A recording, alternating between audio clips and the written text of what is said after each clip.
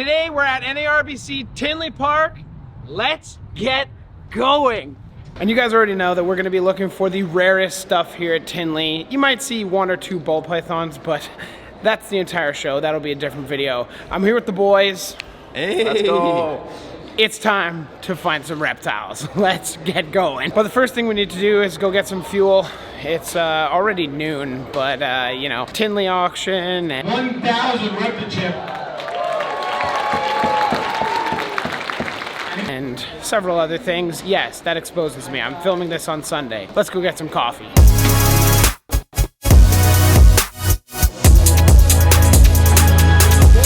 Now this is my second year at Tinley. My first year I highlighted all of the rare animals that were there, and this year's no different. I feel like if you want to go see some of the ball pythons and stuff, I will actually have another video on that. This one focuses on primarily the rare stuff, the cool stuff that not many people feature, because frankly not many people know what they are. So buckle up, we're gonna start with some beautiful hognoses from JMG.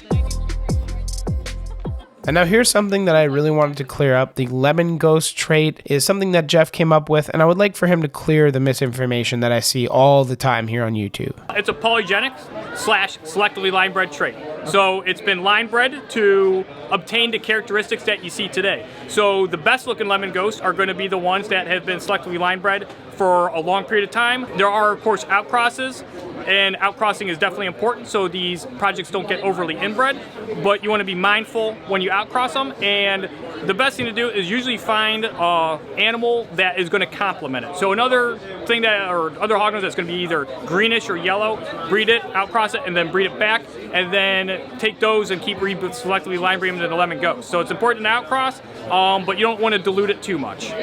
Nice, thank you Jeff. Not a dominant trait. Not dominant.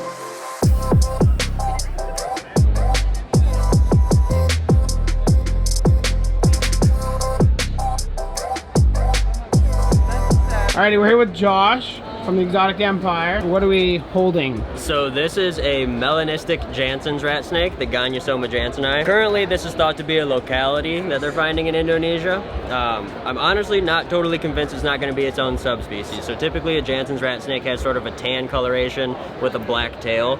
But these are a truly melanistic animal. As you can see, completely black. They have black tongues, black eyes. This is a species for a more advanced keeper.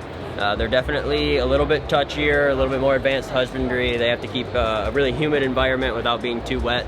But she's doing absolutely amazing. This is an adult female. She's ready to breed. Really an amazing species to work with. I really enjoy them. And I've had the normal Jansens for years, but these are my first melanistics, and I had to bring her out to Tinley to show her off. This is a Merauke scrub python. This is another Indonesian species. These are a very large python species. This animal is probably about a year old. This is a female. Max size on these is pretty big. They can get 12, 13 feet long. Very strong, very interesting animals. They're semi-arboreal in my experience, especially as youngsters. They spend a lot of time climbing. As they get larger, they do tend to stay more towards the ground. I think it's just they're so big, it's hard for them to climb trees. But these are really cool. They eat absolutely everything in the wild. They really like birds. They'll snatch a lot of birds, especially at this size. But another one of those animals for a more experienced keeper. She's being pretty good right now, but they're kind of known for having a little bit of a grumpy disposition. That being said, in my experience, if you're cool, calm, and collected, just like a lot of these species, they'll respond to it pretty well and stay pretty calm.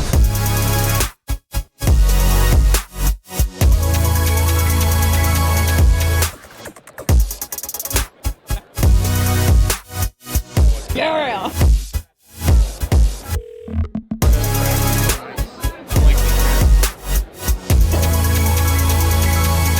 Something I definitely took note of at this Tinley was the diversity of monitor species that were there, from Coming Eye to the Spencer's monitor that I've never seen in person before, the Bell-Face Lace monitor. There was also the yellow tree monitors, blue tree monitors, and green tree monitors. There's just an incredible diversity of monitor lizards at this show, and I think I have the right person to talk about the green tree monitors, Cody Kopp. So this is a 5-week-old baby, arboreal, prehensile tails.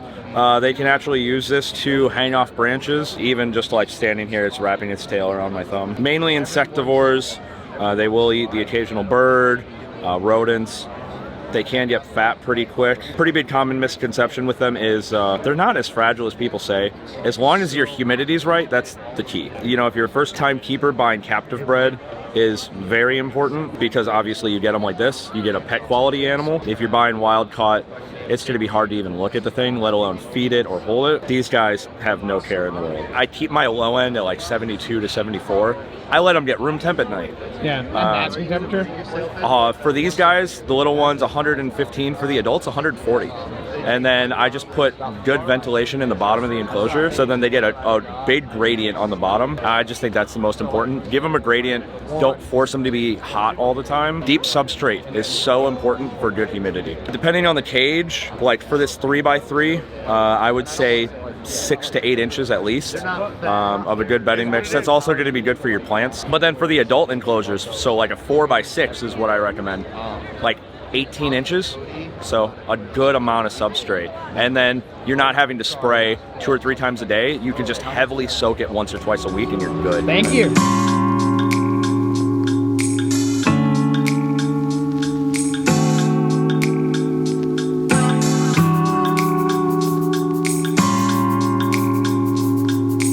And now, if you're anything like my girlfriend, she loves round frogs, and apparently so does Maddie here, as she buys one of these beautiful blue-eyed honey White's tree frogs. But here's a few other round frogs to appease those of you who are in that crew. I personally like dart frogs more, especially these Excitobates captivus, but nonetheless, enjoy.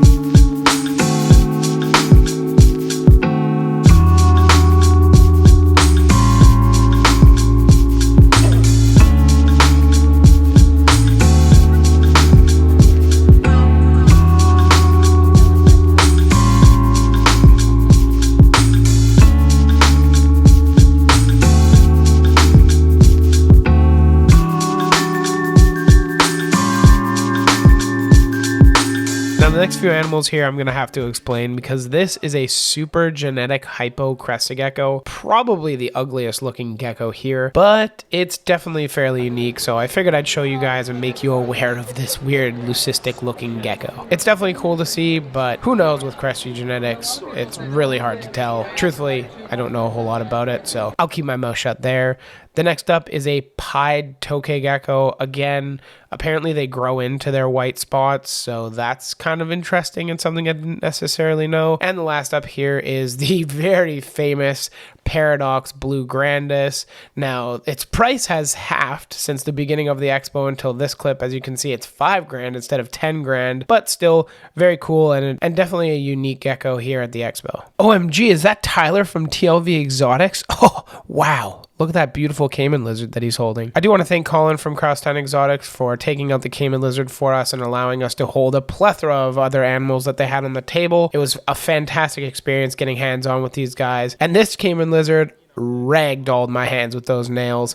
He did warn us, but yeah, definitely some sharp bad boys on them. It was also fantastic to hear that they feed them their natural diet, which is mostly comprised of snails and other mollusks. These guys are built for crushing snail shells, and boy do they do a great job at it. I'm very happy to hear that these guys feed them that rather than like a ground turkey diet or something along those lines.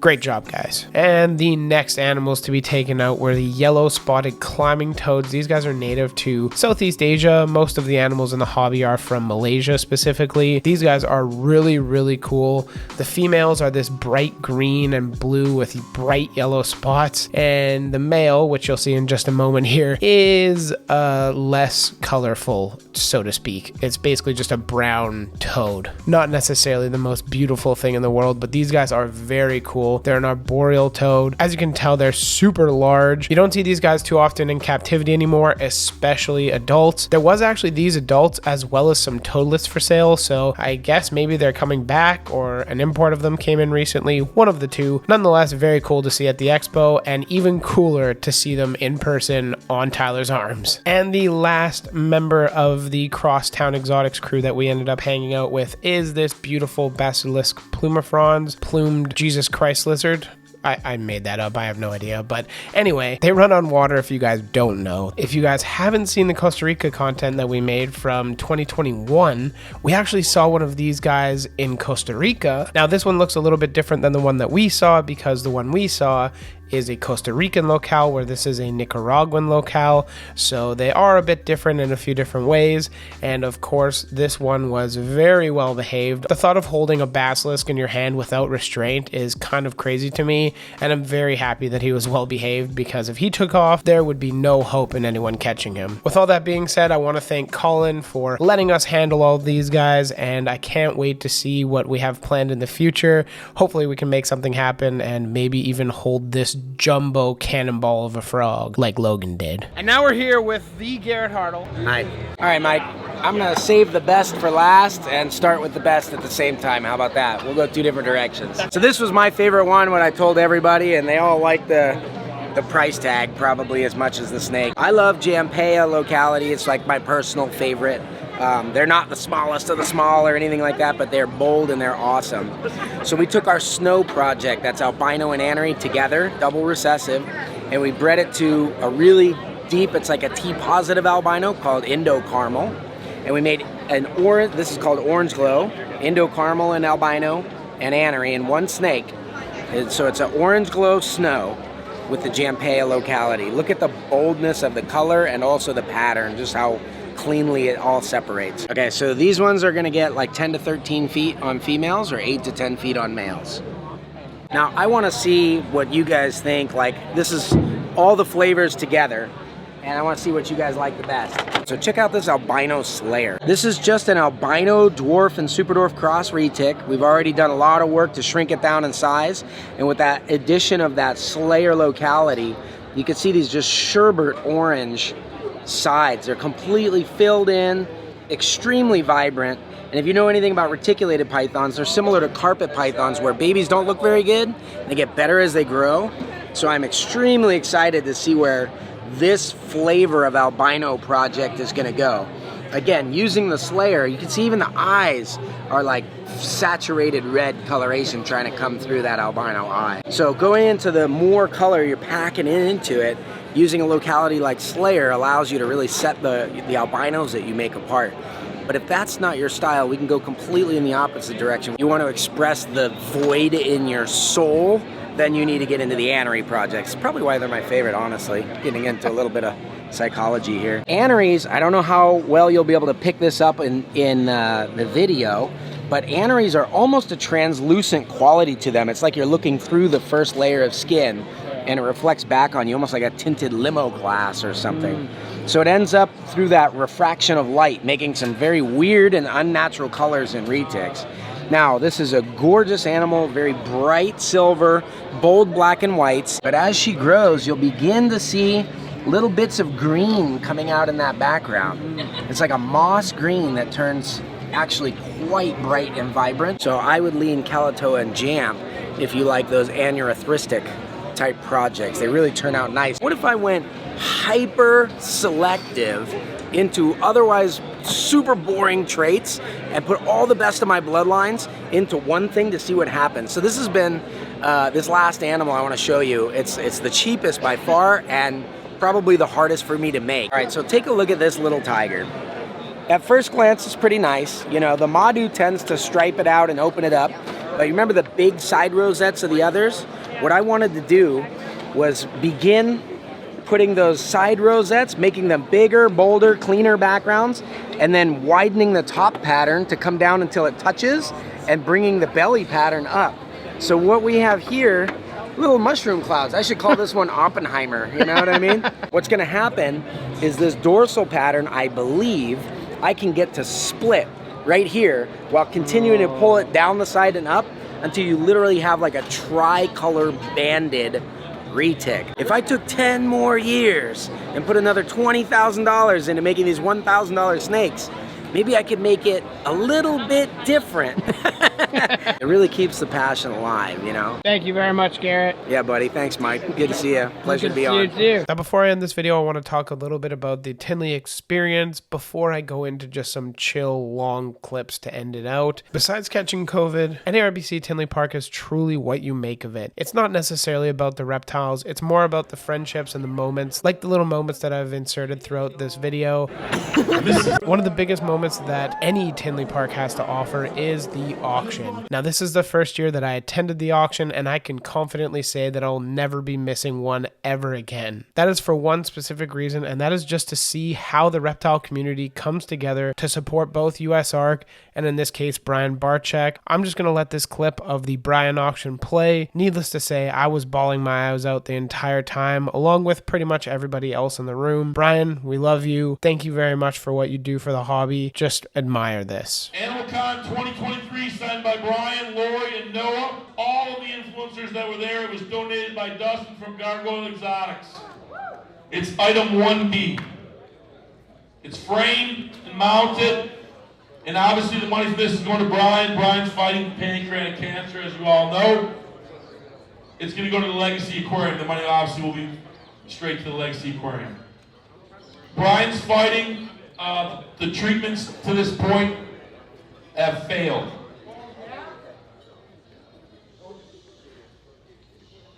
So they are going to alternative treatments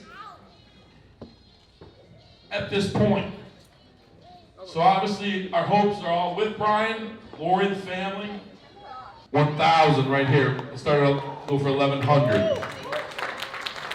NARBC 2,000. NARBC will do 2,000. 2,100. Kimball 2,100. NARBC will do 2,500. 2,500. We were 2,600. Wow.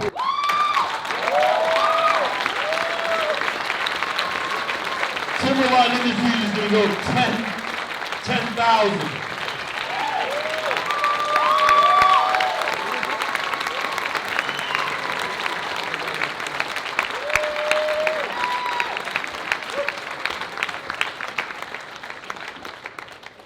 A lot of you have been here over the years and has seen everything that's gone on here. There's been a lot of proud moments, I think, for all of us. Somebody I want to point out, I mean, you all know who it is, before I can say his name. It's Todd Goodman of Timberline Industries. He stepped up for so many people and so many things for so long. Todd Goodman.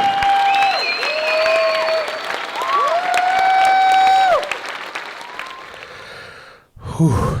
Told you, some pretty heavy stuff. This time was a special occasion because Adeline Robinson was actually getting married during this, so it was only like the third or fourth wedding I've ever attended, and I have to say, I quite like going to a wedding in a Morph Market t-shirt and shorts. No better attire for a wedding. Additionally, I just wanted to talk a little bit more about the Tinley experience. You guys need to understand that this expo is packed. This time, October 2023, was actually one of the more tame versions of Tinley that I've seen. Last year was absurd. Both days you could hardly move. On Saturday this year it was quite busy, especially to start, but Sunday was pretty tame. So if you guys are scared of crowds or you get anxious around big groups of people, the time to go is definitely Sunday. With that said, your mileage may vary. Obviously, each expo's attendance is very different from year to year. That's all I really have to say about it. I would love to hear if you guys went to Tinley, what you guys liked about Tinley, what you guys picked up in the comments down below. Bree and myself picked up a Chihuahua as well as a pair of F1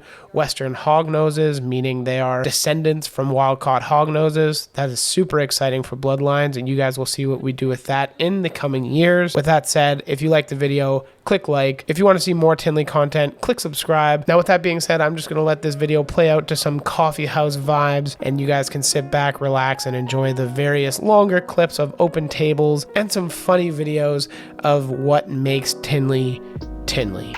Enjoy.